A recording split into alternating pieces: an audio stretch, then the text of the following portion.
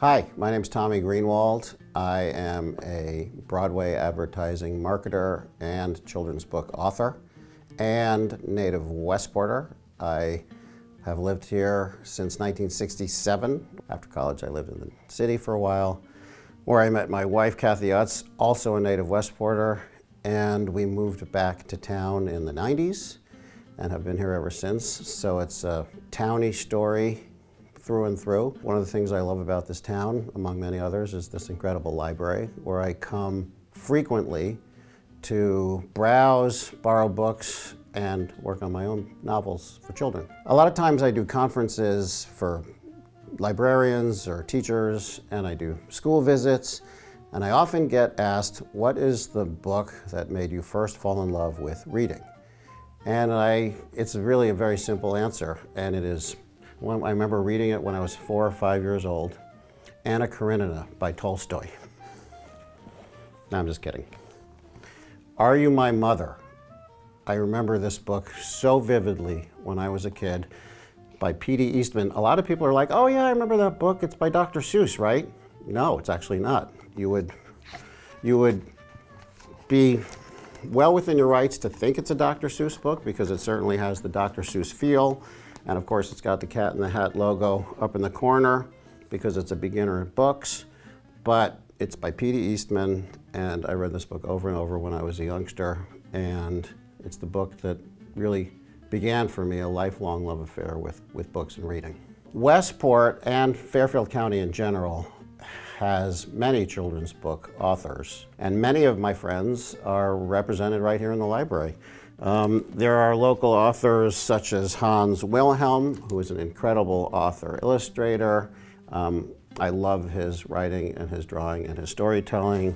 The wonderful Victoria Kahn, who is the mastermind behind the Pinkalicious Empire. Great lady, does tons of library work here, and she's awesome. Alan Katz, Mr. Hilarious, who went from being the head writer on the Rosie O'Donnell Show to being an incredibly successful children's book author. Great dude. Lauren Tarshis, who writes the I Survived books, that whenever I go into a school visit, the kids are always like semi-excited to meet me and see me. And then they say, who do you know as an author? And I say, well, Lauren Tarshis lives in the same hometown. And they go, oh my God! Up about here. You know, the down here for me, up here for Lauren Tarshis. And Elise Broach, who writes incredible books, and this great book, The Wolf Keepers, which is one of her more recent books. These are all incredible writers and great friends of mine. Another great thing about this town and this library. Song of Solomon by Toni Morrison. I remember reading this book, I think, in college. It was the first book I read that made me realize that a novel could also feel like a song, no pun intended, but a poem, a lyric. The fact that her writing is so gorgeous, but doesn't compromise the storytelling in any way. Just an incredible, compelling page turner of a story, a barn burner. The fact that she's able to merge an incredibly literary style with great storytelling, was an incredible eye-opener for me early on. I think she's our National Novelist Laureate in perpetuity. Another one of my favorite novelists is Philip Roth.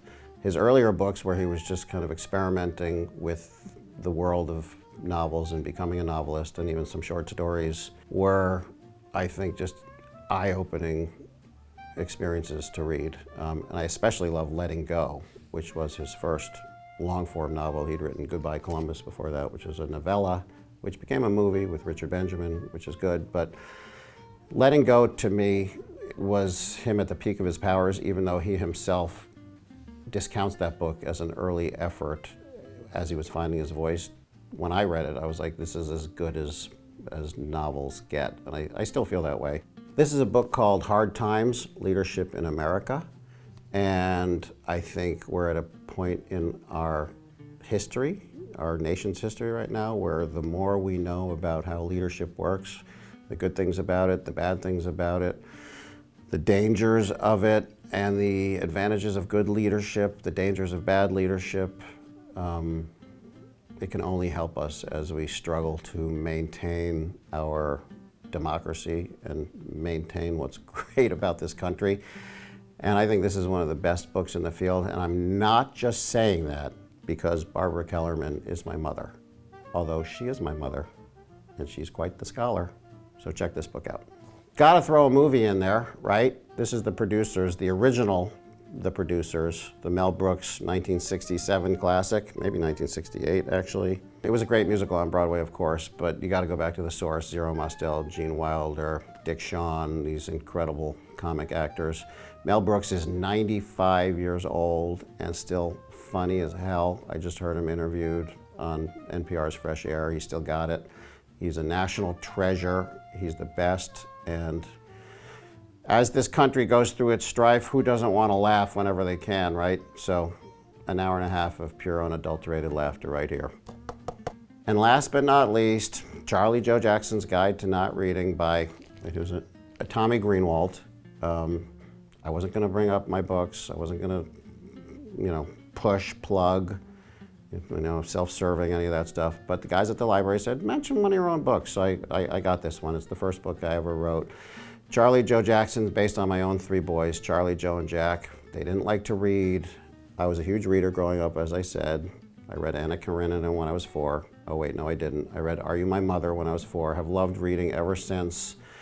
And having kids who don't like to read was very frustrating. I couldn't get them to read. So finally I said, if I write a book based on you guys, inspired by you guys, named after you guys, would you read that? And they were like, maybe. So I wrote this. Thanks for watching. This is Toni Greenwald. Come to this amazing library. Come say hi to me, because I work down at the cafe all the time, writing my books. There's no better place in town to grab a nosh, grab a seat, grab a book, do a little work, just hang out. Although I don't want it to get too crowded. So, if you want to come, stagger yourselves.